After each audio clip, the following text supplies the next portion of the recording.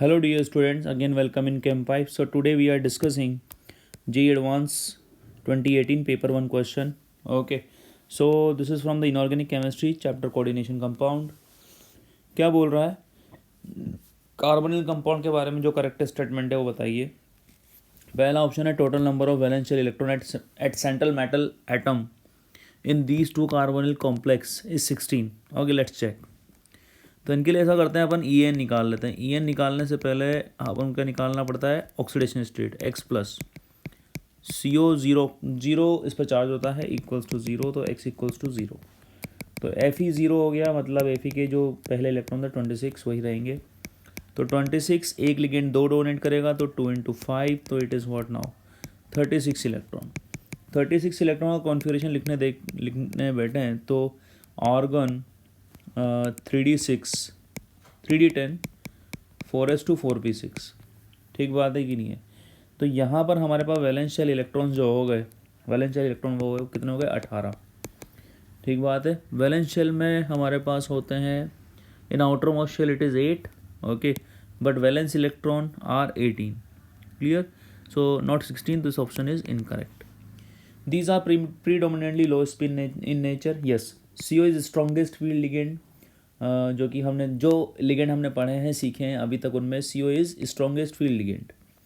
तो हमारे पास यहाँ पर डी ऑर्बिटल्स की जो इलेक्ट्रॉन है वो पेयर हो जाएंगे तो लो स्पिन शो करेंगे. तो option B is correct.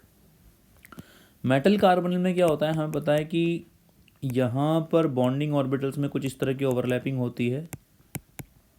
Okay, ठीक बात है. और यहाँ के जो इलेक्ट्रॉन हैं, मेटल के जो इलेक्ट्रॉन हैं वो सी के एंटी बॉन्डिंग ऑर्बिटल्स में अपना इलेक्ट्रॉन अपना लोन पे डोनेट करने की टेंडेंसी रखते हैं. तो एक पाई बॉन्ड यहाँ मेटल टू कार्बन भी बनता है. कार्बन मेटल तो क्या बन गया, let me draw it properly.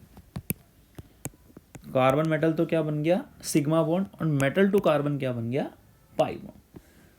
तो जैसे अगर ये पाई बॉन्ड बना, बॉन्ड ऑर्डर क्या हो जाएगा, बॉन्ड ऑर्डर इंक्रीज हो जाएगा, बॉन्ड लेंथ डिक्रीज हो जाएगी, बॉन्ड स्ट्रेंथ इंक्रीज हो जाएगी. सही बात है कि नहीं? जितना बढ़िया पाई बॉन्ड बनेगा उतनी ज़्यादा बॉन्ड स्ट्रेंथ बढ़ेगी. पाई बॉन्ड बनने की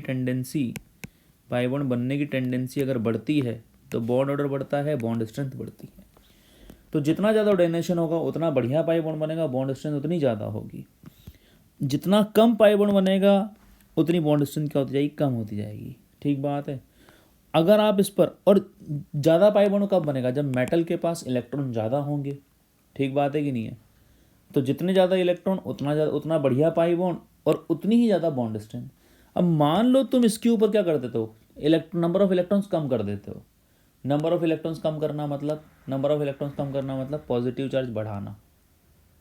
सही बात है कि नंबर ऑफ इलेक्ट्रॉन्स कम करना मतलब पॉजिटिव चार्ज बढ़ाना.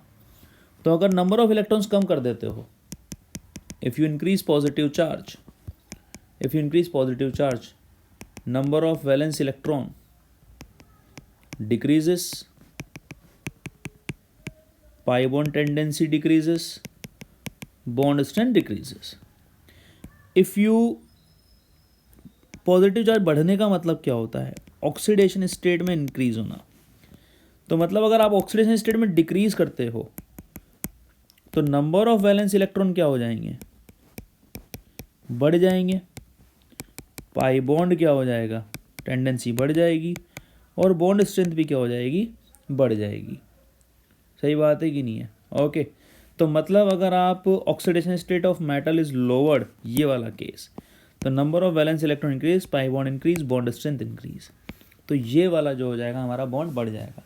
तो अगर अब देखो यहाँ पर लिखा हुआ है, तो अगर ये बॉन्ड बढ़ गया तो कार्बन को पास आना पड़ेगा. तो ये बॉन्ड CO बॉन्ड क्या हो जाएगा, कब वीक हो जाएगा.